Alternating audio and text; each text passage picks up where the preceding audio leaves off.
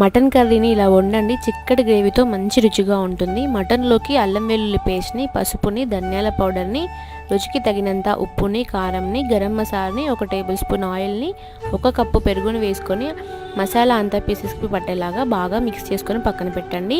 నేను ప్రెషర్ కుక్కర్లోకి అయితే కర్రీ వండుతున్నాను. దాంట్లోకి ఆయిల్ వేసుకొని సన్నగా తరుక్కున్న ఉల్లిపాయలు వేసుకొని ఫ్రైడ్ ఆనియన్స్ చేయండి. మిక్సీ జార్లోకి 1 టమాటో, కొన్ని ఫ్రైడ్ ఆనియన్స్ని, కొన్ని వాటర్ని వేసుకొని పేస్ట్ చేసి పక్కన పెట్టేసేయండి. అదే కుక్కర్లోకి స్పైసెస్ని, ఆనియన్స్ని, గ్రీన్ చిల్లీస్ని వేసి కొంచెం ఫ్రై అయిన తర్వాత పసుపుని కూడా వేసుకొని మిక్స్ చేసుకొని మనం ముందుగా మిక్స్ చేసి పెట్టుకున్న మటన్ని కూడా వేసుకొని అంతా బాగా కలుపుకొని విజిల్ లేకుండా మూత పెట్టేసి 10-15 నిమిషాల పాటు మీడియం ఫ్లేమ్లో ఉడికించండి.